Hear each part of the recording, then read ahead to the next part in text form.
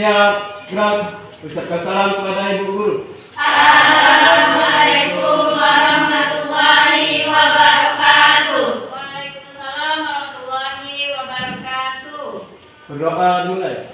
Bismillahirrahmanirrahim. Rabbi shrah li sadri wa yassir li amri wahlul 'uqdatam min lisani yafqahul qawli. Rabbi zidni ilman warzuqni fahman. Amin. Bismillahirrahmanirrahim. Semoga dengan mengawali kegiatan kita ini dengan berdoa, apa nanti yang akan kita pelajari mendapatkan berkah dari Allah Subhanahu wa taala.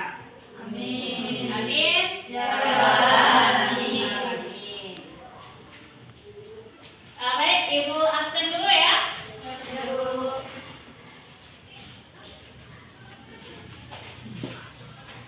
Siapa yang hadir?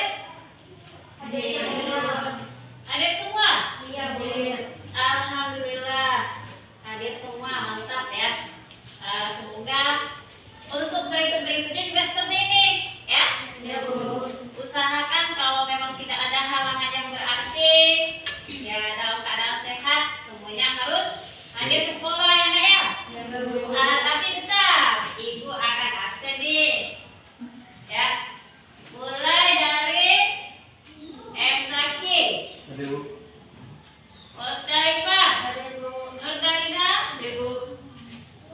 Nurbaiti, Nurwaira,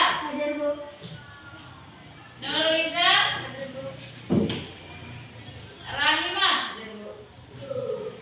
Ridho, Bu. Roisa, Sukma, Ulfa, Rio. Hadir semua ya. Alhamdulillah. Ada yang kurang sehat? Alhamdulillah sehat. Tapi Ridho tuh, Ibu tengok kurang semangat. Apa Ridho? Oke, aku diri semuanya dulu ya. Ayo, diri. Dan diri dulu. Baik. Siap. Nah, tadi pelajaran apa? Oh, fisika ya. Baik, mungkin kalian sibuk dengan rumus segala macam. Ya, sehingga sekarang supaya lebih semangat lagi. Sekarang kita relaksasi dulu ya. Oke, sekarang tarik nafas perlahan, hembuskan. Ya, ulangi sekali lagi. Tarik nafas, hembuskan. Nah, bagaimana? Sudah enak kan? Oke, terus. Baik ya. Jadi kalau memang pelajaran sebelumnya itu mungkin matematika, fisika, atau apa lagi Kak? Kimia ya. Supaya lebih refresh ya, kita seperti itu dulu. Sekarang siap untuk belajar sejarah. Baik. Ini kan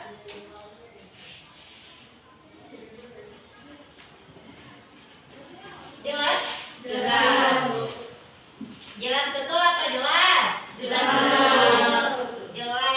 Alhamdulillah ya. Nah, sekarang Ibu mau tanya nih. Ya. Negara mana yang sangat kental dengan nuansa Hindunya? Kalau nonton televisi mungkin ya, yang mama nenek-nenek sering tuh channelnya di televisi itu dari pagi sampai mungkin malam ada tuh. Ayo, negara mana yang sangat kental dengan nuansa Hindunya? Satu orang. Angkat tangannya. Dia kalau beromongan itu suka dapat semua ya, tapi kadang-kadang macam kumbang. Siapa yang menjawab? Ayo, siapa? Angkat tangan. Roisa. Negara mana? India. Jadi negara yang sangat kental dengan nuansa Hindunya adalah India. Coba ulangi. India.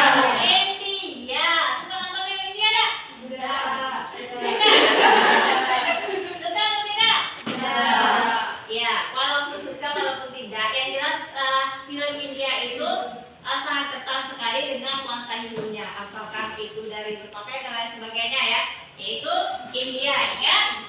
Kalau di Indonesia itu yang sangat kental dengan nuansa Hindunya adalah Bali. mantap ya. Jadi kalau tadi masih ada yang mikir negaranya negara India, kalau sekarang hampir semuanya tahu ya. Jadi di negara kita ada suatu daerah yang sampai sekarang itu masih sangat kental dengan nuansa Hindunya, yaitu Bali. Ada yang pernah ke Bali? Belum. Baik, jadi anak-anak sekalian, walaupun kita berbeda kebudayaan, ya, dalam artian kita alhamdulillah itu sebagai seorang muslim ya. Nah, jadi kita juga harus menghargai itu suku bangsa atau agama lainnya. Ya, ingat di dalam Islam itu ada bahasa Al-Quran seperti ini, agamaku adalah agamaku ya, kira-kira seperti itu. Ini yang menggambarkan, menjelaskan toleransi itu sendiri. Nampak yang di depan ini? Nampak. Yang di belakang apa enggak? Jelas. Ini adalah Candi. Candi apa ya? Hah? Masa iya? Ini di daerah kita. Ini adalah Candi Muara Takus. Muara Takus. Kita harus tahu ini nak, ya. Ini kalau di buku pembelajaran, ya, Candi Muara Takus ini adalah salah satu peninggalan dari Kerajaan Sriwijaya. Ya, Bu, kalau begitu misalnya ya, kenapa Candi Muara Takus kan letaknya di Riau? Saya perhatikan ya. Ini adalah gambar apa tadi? Candi Muara Takus. Letaknya di Riau, namun ini adalah salah satu peninggalan dari Kerajaan Sriwijaya yang pusatnya di Palembang. Bu, kalau begitu kenapa nggak di Riau saja? Ya, jadi kekuasaan Kerajaan Sriwijaya itu luar biasa, bahkan bukan hanya di Indonesia saat ini ya, tetapi sampai ke negara tetangga, sampai ke Thailand dan lain sebagainya. Begitulah luas kekuasaan Sriwijaya. Hanya untuk saat ini itu daerahnya sudah dibagi-bagi. Kita adalah bagian dari negara Indonesia. Dan ternyata pada saat ini lokasinya itu ada di Riau. Riau. Paham nggak ya? Paham. Oke. Perhatikan. Sebenarnya apa sih tujuan pembelajaran kita pada hari ini? Ya, perhatikan. Nampak jelas? Nampak. Oke, alhamdulillah. Jadi yang pertama, itu kalian mampu menganalisis berbagai teori tentang proses masuknya agama dan kebudayaan Hindu dan Buddha ke Indonesia. Ya, itu yang pertama. Yang kedua, itu kalian mampu memperbandingkan berbagai teori tersebut. Jadi ingat, nanti ada 4 teori ya. Ada teori Brahmana, ada teori Ksatria, ada teori Vaisya, dan ada teori Aristoteli. Ya. Jadi kalian harus mampu membandingkan ya dari masing-masing teori tersebut. Yang ketiga, ini kalian mampu membuat karya tulis ya tentang proses masuknya agama dan kebudayaan Hindu dan Buddha ke Indonesia serta pengaruhnya pada kehidupan masyarakat Indonesia masa kini. Nah, ini nanti seperti di awal tadi, pengaruhnya apa? Ya ternyata sampai sekarang di Indonesia itu masih ada. Bahkan untuk daerah tertentu itu sangat kental dengan nuansa Hindunya. Ya, kan? Kemudian peserta didik dapat menyajikan karya tulis tadi. Jelas ya? Jelas tujuannya ya? Jelas. Kemudian kalian harus mencapai ada nilai standarnya, yaitu 75. Nah, jadi nanti tolong perhatikan betul-betul ya, pahami apa yang akan dipelajari sehingga kalian mencapai sesuai standar yang diinginkan. Paham ya? Paham. Baik, setelah ini ya, seperti yang sudah Ibu kasih tahu sebelumnya ya, kalian akan bekerja dua kelompok. Masih ingat? Masih. Jadi nanti kalian silahkan sesuai dengan kelompoknya ya. Prosedur kerjanya nanti itu ada RKPD, nanti akan ibu bagikan, ya. Jelas? Jelas. Atau ada pertanyaan sebelumnya? Jelas ya? Jelas. Oke, silakan membentuk kelompoknya. Ini kelompok 1 dan ini kelompok 2. Sesuai dengan kelompok yang sudah dibagikan.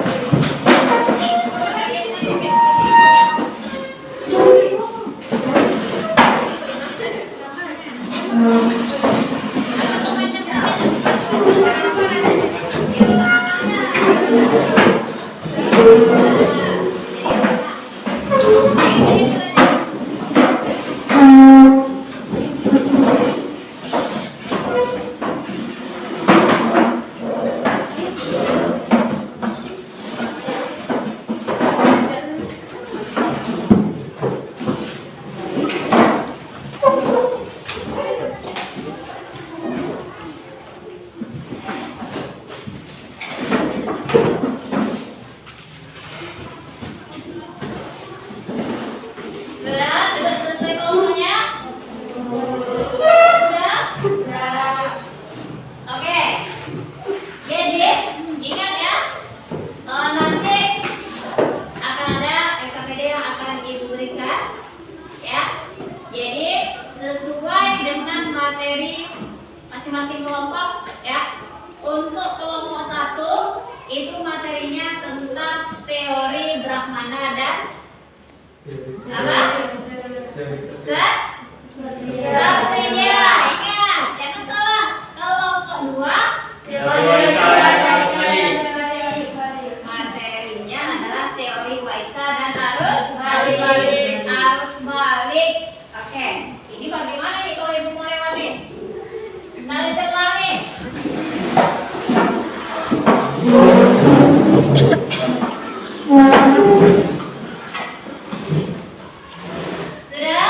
Sudah lepas? Sudah lepas ya? Ini laki-lakinya sebenarnya kurang, tidak masalah ya, tidak masalah. Yang namanya belajar itu sama saja.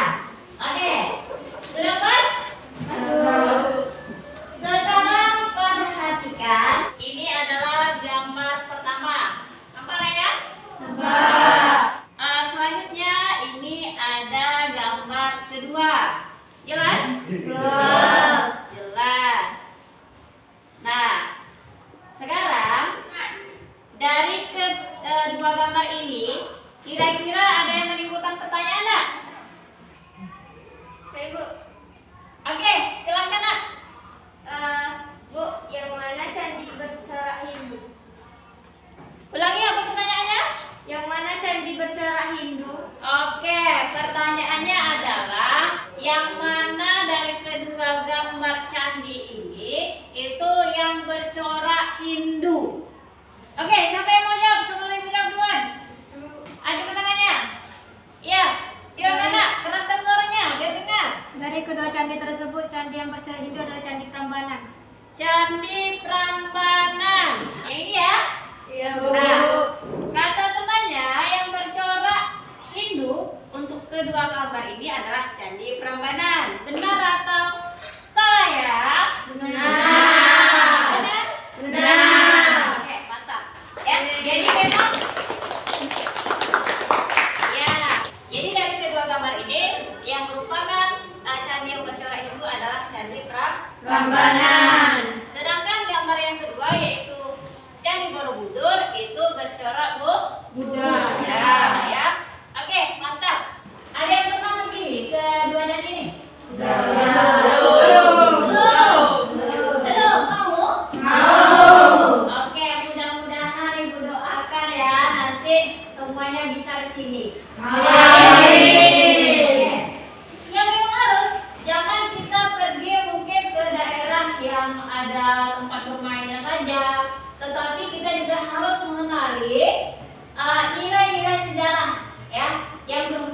dengan bangsa kita, berhubungan dengan pembelajaran kita, ya. Jadi kita berwisata sambil belajar. Jadi mengenal sejarah itu sangat penting ya, sangat penting sekali. Kita tahu, oh begini, ternyata orang dahulu walaupun mungkin teknologinya tidak secanggih sekarang, tetapi bisa meninggalkan bukti-bukti sejarah peradaban yang luar biasa. Ya kan? Ya. Kalau kita pikir bagaimana ya mereka membangun itu semua?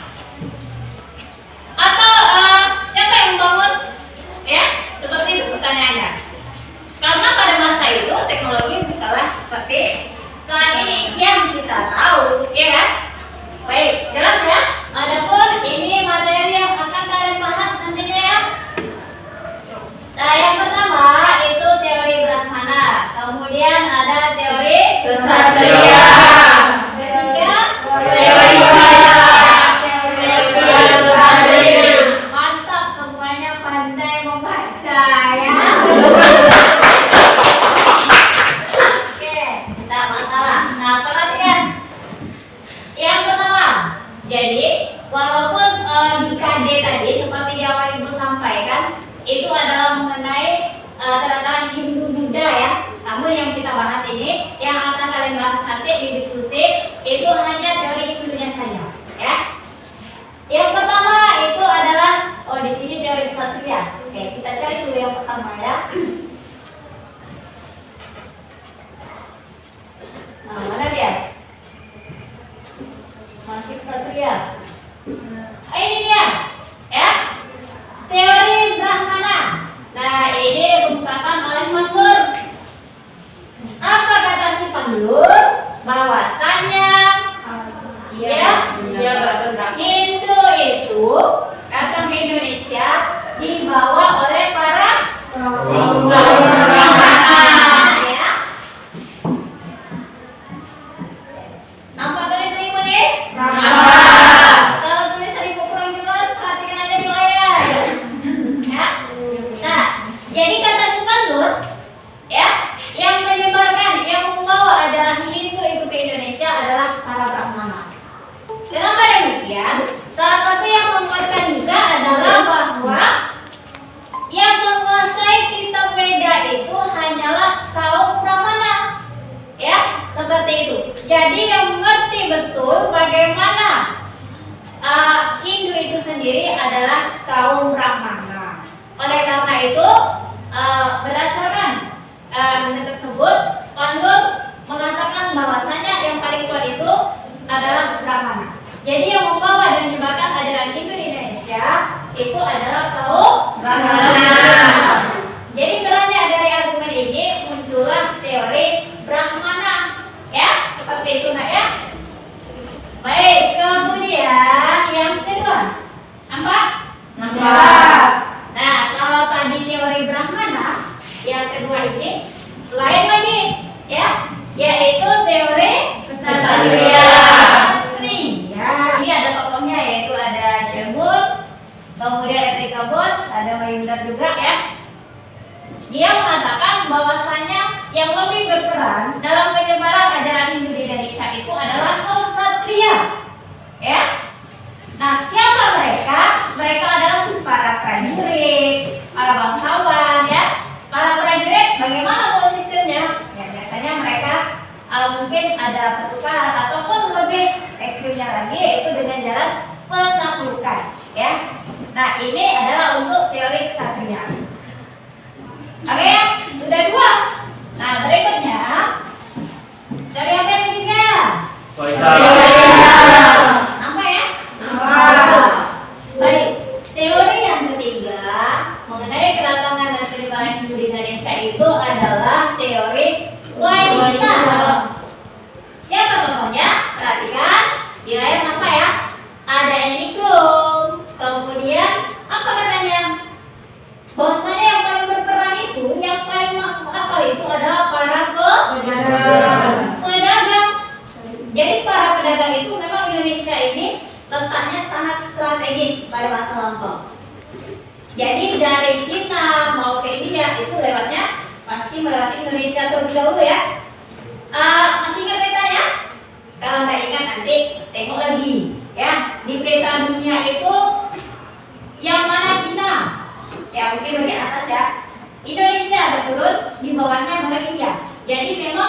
kita itu berada di jalur perantara yang sangat strategis untuk arus perdagangan tersebut ya, seperti itu. Nah, jadi menurut teori Weissa, siapa tadi tokohnya? Itu ada tuh Eddie Kroom ya. Dia mengatakan bahwasanya yang sangat berperan itu adalah para pedagang. Nah, para pedagang ini itu biasanya bukan seperti sekarang ya. Kalau sekarang mungkin di sini pasar ya, dalam kurun jam mungkin sudah bisa pindah ke tempat lainnya ya kan. Nah, pada masa lalu itu, apalagi untuk jangkauannya beda negara ya. Jadi untuk beranjak atau pindah lagi ke lokasi berikutnya itu sangat tergantung dengan alam, yaitu cuaca. Kalau mungkin pas cuacanya kurang bagus ya, atau mungkin anginnya tidak bersahabat, maka tidak akan bisa melanjutkan perjalanan. Ya, karena melewati jalur laut. Kalau sekarang bisa laut, bisa darat, bisa udara ya. Oke. Nah, berikutnya teori yang kemarin ini. Nah, perhatikan. Teori arus balik sengaja ibu buatkan ini agak berbeda. Kenapa? Arus balik, tahu arus kan? Tahu. Kalau arus air itu biasanya dari hulu ke hilir ya kan?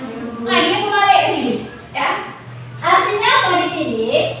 Walaupun mungkin orang India, apakah dia kaum Brahmana atau para pedagang tadi yang pertama menyebarkan ajaran Hindunya di Indonesia, namun yang lebih berperan itu adalah orang Indonesia sendiri. Ya, nah jadi seperti itu. Makanya di sini bahasanya arus balik. Nah ini FBK bos, perhatikan. Tokohnya ini sebelumnya itu mendukung teori apa? Ingat tadi. FBK bos sebelumnya dia mendukung teori lain. Kenapa sekali? Apa? Teori apa tadi? Brahmana. Tapi kok ternyata setelah dilakukan peninjauan dan penelitian lebih lanjut, ternyata orang Indonesia sendiri ya yang lebih berperan. Mereka bisa jadi belajar dari para pendeta atau Brahmana. Ilmu yang mereka dapatkan itu mereka ajarkan lagi kepada penduduk tempatan, penduduk Indonesia. Jadi seperti itu. Nah, buktinya di sini bisa diperhatikan ya. Nah, ini sumber ya, banyak sekali. Ini ada IPA ya. Kemudian ada berbagai prasasti. Nah, ini sumber luar negerinya ya. Oke, itu sebagai pengantar untuk kalian berdiskusi. Selanjutnya kalian akan berdiskusi. Kelompok satu siap? Siap. Kurang semangat. Kelompok satu siap? Siap. Mantap. Kelompok dua siap? Siap. Mantap, luar biasa. Apa juga yang biasa? Oke, selanjutnya kalian akan berdiskusi ya. Kalian akan berdiskusi sesuai dengan kelompoknya tadi. Ingat pembahasannya tadi apa? Kelompok satu masih ingat? Teori Brahmana dan teori Ksatria. Teori Brahmana dan teori Ksatria. Kelompok dua? Teori dan teori. Mantap, semangat. Baik, ini LKPD untuk kelompok satu. Oh ya, atau berlebih. Kan? Oke, jadi nanti panduannya ada di situ. Silahkan kerjasamanya. Berikutnya kelompok 2 ya. Silakan kerjasamanya. Sudah lengkap semua? Sudah kan? Silakan mulai bekerja.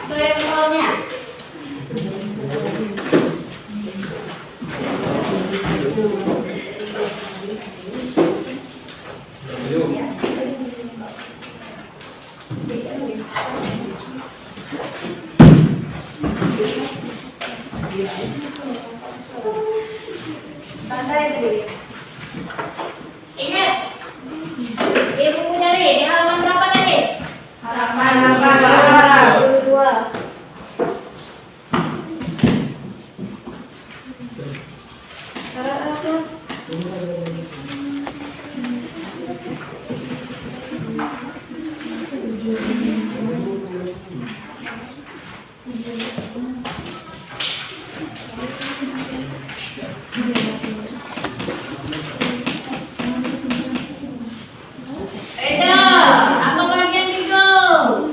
Yo.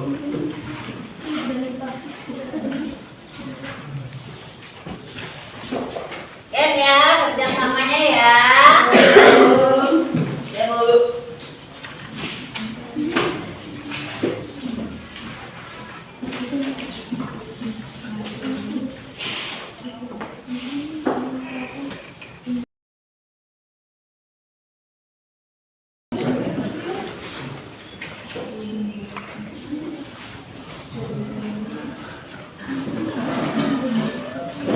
Ayo, Lorisa. Oke, kondisikan nontonnya. Ingat semuanya.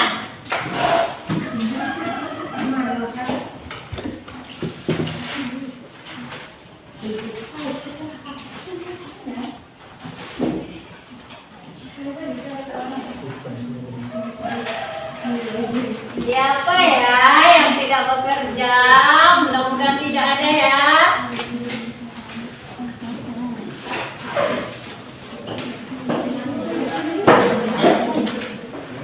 Ayo, ayo.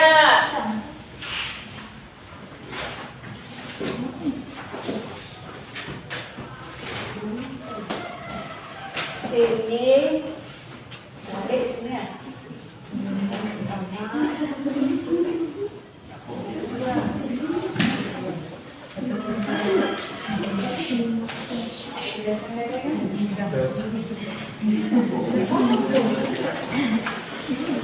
Apa ada masalah apa berdua? Tidak Bu. Tidak. Mana nih? Aduh. Apa tadi? Teori Iya, teori balik.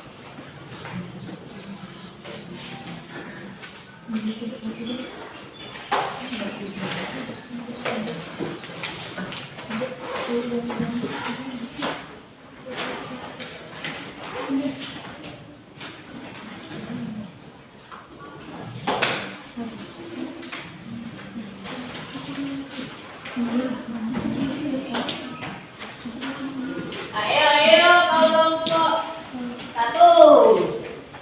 Semangat ya. Ini bisa.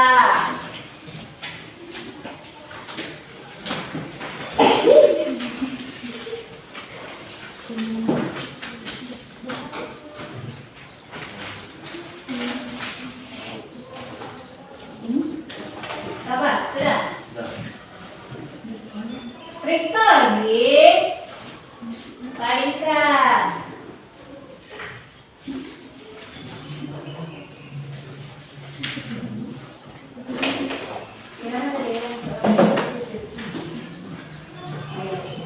Tanda aja.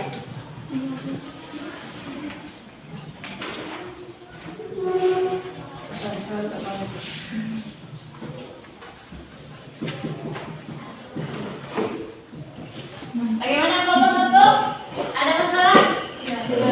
Nggak masalah lah ya. Bisa. Aku bisa. Aku bisa.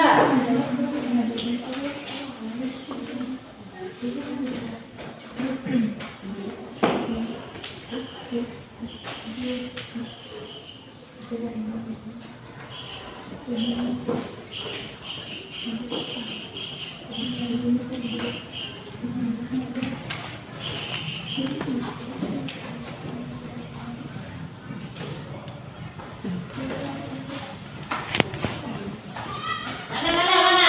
Untuk kelompok 2. Mana? Lihat dulu ya. Hasil kerjanya ya. Teori. Maisa dan garis balik. Ibu pastikan nih, takutnya salah. Salah kolom yang disuruh Waisa sama harus balik. Ingat tuh. Sekarang kelompok 1. Apa tadi? Ya, Brahmana dan Satria ya. Jangan salah. Oke, silakan lanjutkan.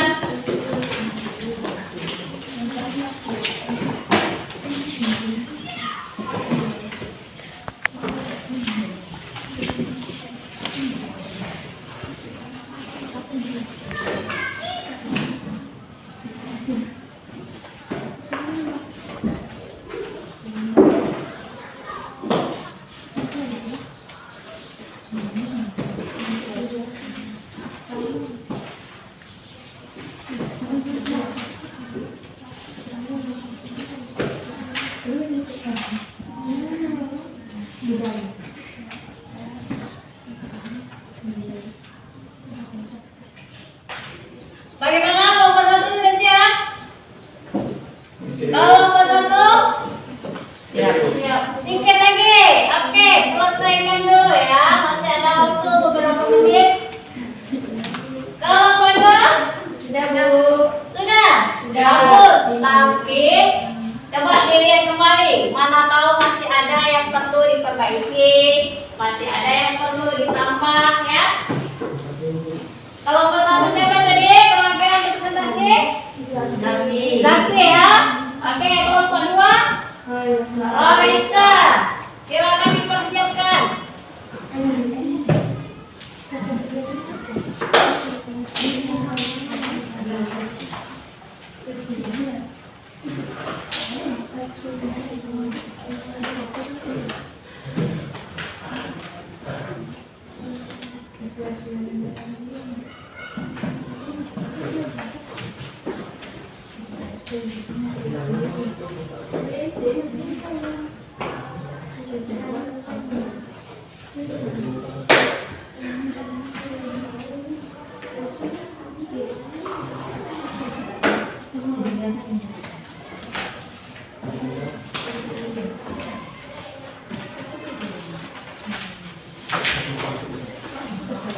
Sudah siap ya? Kelompok satu siap? Ya.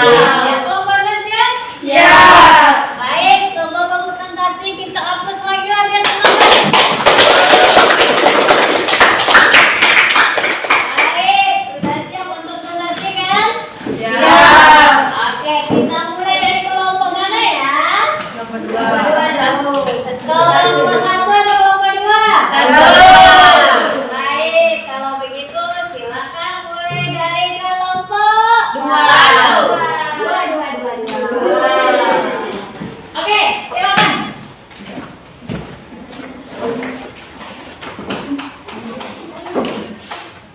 Assalamualaikum warahmatullahi wabarakatuh. Waalaikumsalam warahmatullahi wabarakatuh. Nama saya Raisa. Saya akan mempresentasikan tentang teori Weisha dan teori arus balik. Teori Weisha terkait dengan pendapat E.J. Brom yang mengatakan bahwa kelompok yang berperan dalam penyebaran Hindu Buddha di Asia Tenggara, termasuk Indonesia, adalah kaum pedagang. Para pedagang India pun melakukan perkawinan dengan penduduk pribumi dan melakukan perkawinan tersebut mereka mengembangkan kebudayaan India. Terus yang kedua yaitu teori arus balik. Teori arus balik menekankan pada peranan bangsa Indonesia sendiri dalam proses penyebaran kebudayaan Hindu-Buddha di Indonesia. Artinya orang-orang di kepulauan Indonesia, terutama para tokohnya yang pergi ke India. Di India mereka belajar hal ihwal agama dan kebudayaan Hindu-Buddha. Setelah kembali, mereka mengajarkan dan menyebarkan ajaran agama itu kepada masyarakatnya. Pandangan ini dikaitkan dengan pandangan F. Gabus yang menyatakan bahwa proses Indianisasi di kepulauan Indonesia dilakukan oleh kelompok tertentu.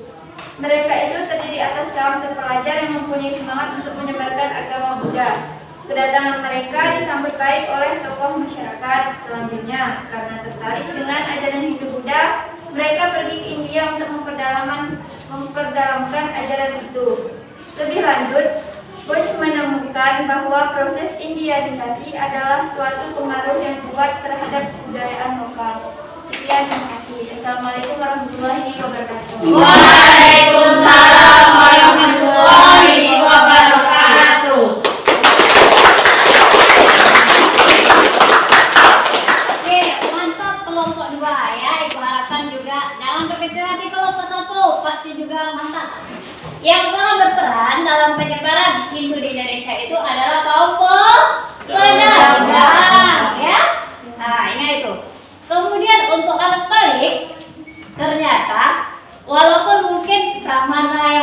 mendengarkan dibawa oleh para pedagang dan lain sebagainya, yang sangat berperan itu adalah orang Indonesia sendiri. Mereka yang sudah mendapatkan pembelajaran tentang Hindu, kemudian kembali ke tanah air atau ke masyarakat sehingga menyebarkan kembali apa yang sudah mereka dapatkan. Jadi seperti itu. Oke, untuk kelompok 2 mantap. Sekarang silakan giliran kelompok 1. Oke, silakan Zaki. Assalamualaikum warahmatullahi wabarakatuh. Waalaikumsalam warahmatullahi wabarakatuh. Saya Imadi Zaki bin Marsyad dari kelompok 1 ingin mempresentasikan hasil dari diskusi kami, yaitu yang pertama, teori Brahmana. Teori tersebut sesuai dengan pendapat J.T. Vanlem bahwa Hinduisasi di Kepulauan Indonesia disebabkan oleh peranan kaum Brahmana. Pendapat Vanlem didasarkan atas temuan-temuan prasasti yang menggunakan bahasa Sanskerta dan huruf Pallava. Bahasa dan huruf tersebut hanya dikuasai oleh kaum Brahmana. Selain itu, adanya kepentingan dari para penguasa untuk mengundang para Brahmana India. Yang kedua, teori kesatria. Dalam kaitan ini, R.C. Majumdar berpendapat bahwa munculnya kerajaan atau pengaruh Hindu di Kepulauan Indonesia disebabkan oleh peranan kaum kesatria atau para prajurit India. Para prajurit diduga melarikan diri dari India dan mendirikan kerajaan-kerajaan di Kepulauan Indonesia dan Asia Tenggara pada umumnya.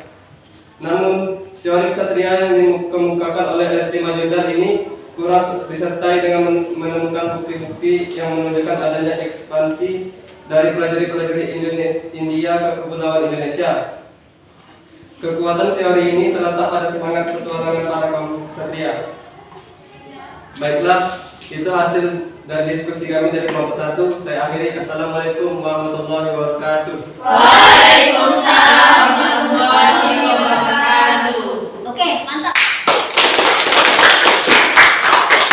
Oke, untuk kelompok 1 juga luar biasa ya, alhamdulillah. Jadi untuk kelompok 2, kelompok 1 semuanya itu sudah menguasai materi ini.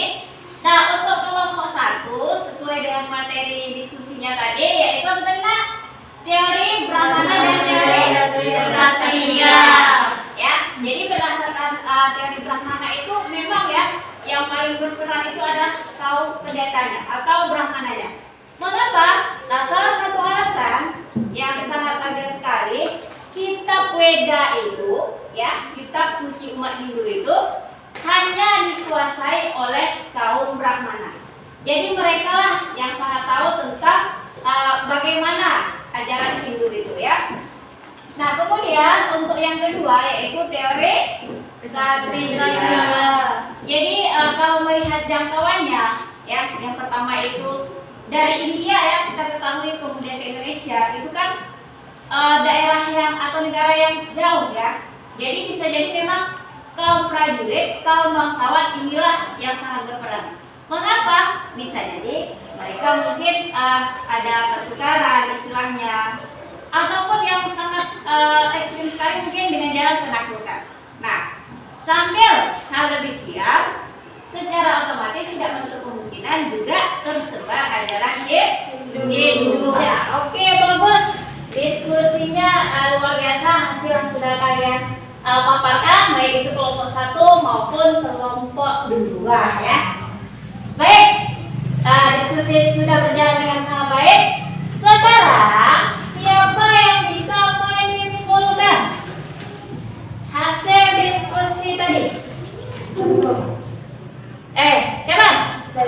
Musdalifah akan menyimpulkan hasil diskusi kita pada hari ini. Silakan Musdalifah.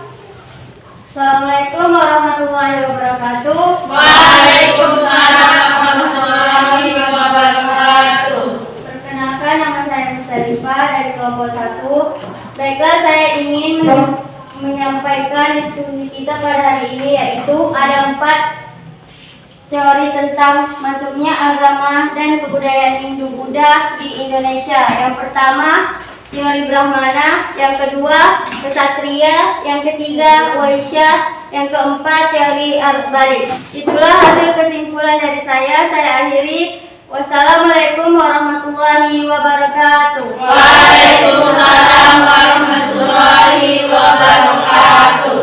Oke, terima kasih kepada Gus Musdarifah. Mantap ya, Musdarifah yang telah membuat kesimpulan pada pembelajaran kita hari ini.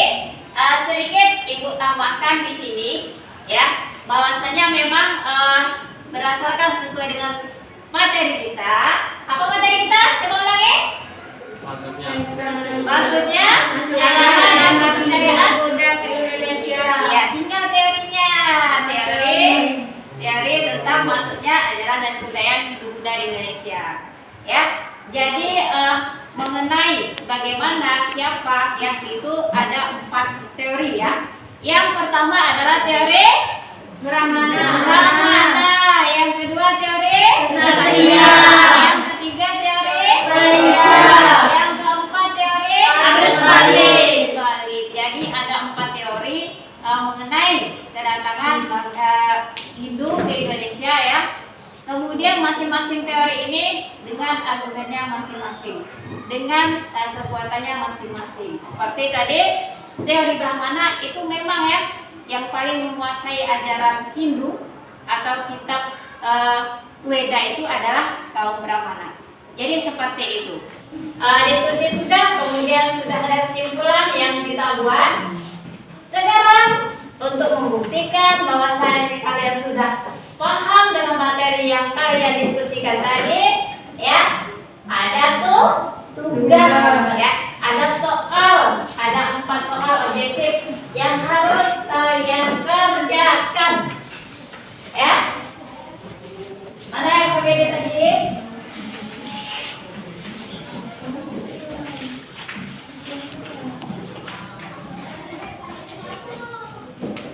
Siap ya? Siap lah. Harus siap. Tadi udah mantap tuh. Berarti nanti akan dengan mudah menjawabnya. Oke. Silakan dibagi-bagikan. Ada 4 soal objektif. Tinggal pilih. Kamu jangan asal pilih ya. Ya. Jangan asal pilih. Soalnya baca, kemudian jawab. Oke, silakan. Dapat semua? Dapat semua. Silakan mulai dikerjakan. Baik, kerjakan dong. Ya, Bu. Kerjakan dong.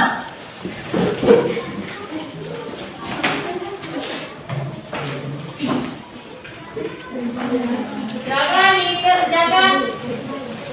Pilihlah jawaban yang benar.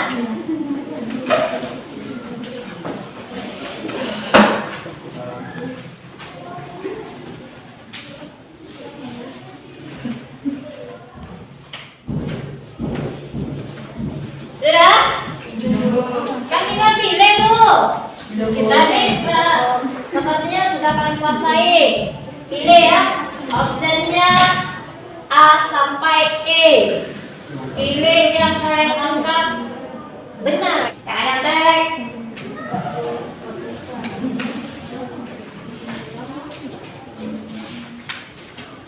Sudah cukup? Oke, silakan. Kalau pada satu orang kumpulkan. Iya, teman-teman. Jangan lupa nama ya. Oke. Baik. Sudah semua kan? Ada yang belum? Sudah, Bu. Oke, alhamdulillah semoga hasilnya memuaskan. Ingat standar kita berapa tadi? 7? 75. Nah, tapi mudah-mudahan ini nilai berapa yang diinginkan? 100. Amin. Amin. Semoga sesuai dengan harapan. Oke ya. Alhamdulillah sudah selesai semua ya. Nah, untuk pembahasan berikutnya, ya, itu jangan lupa dipelajari sebelum kita masuk nanti ya. Ya, Bu. Coba lihat pertemuan berikutnya. Apa lagi materi yang akan kita bahas?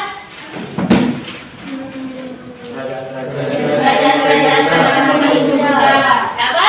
Kerajaan pada masa Hindu Buddha. Baik, jadi untuk pertemuan berikutnya silahkan kalian pelajari terlebih dahulu sebelum kita bahas di sekolah ya. Ya, Bu. Oke, baik. Alhamdulillah. Alhamdulillah. Sebentar.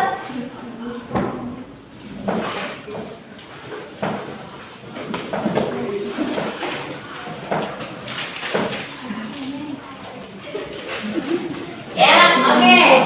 Untuk peserta terbaik, sebenarnya semuanya baik ya. Nah, ini teman-teman ya. Kalau kurang diam aja.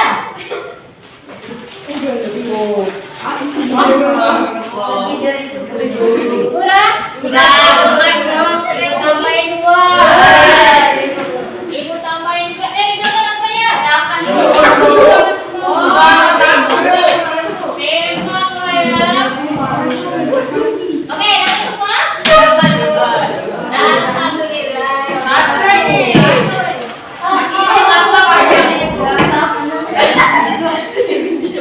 Baik. Alhamdulillah.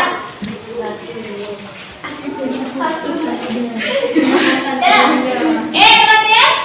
Itu makanya nanti. Ya, bukan sekarang. Jadi pada pembelajaran kita hari ini, ingat, tolong perhatiannya, ingat makanya nanti. Nah, perhatian. Kira-kira apa ya pesan moral dari pembelajaran kita hari ini? Yang pertama, ingat, walaupun kita berbeda kebudayaan, agama, namun jangan lupa kita harus tetap menjaga toleransi, saling memahami. Nah, perhatikan, nah ini ada apa nih? Di ceramahnya itu Bineka Nah, perhatikan di situ. Apa artinya? Berbeda-beda kita satu.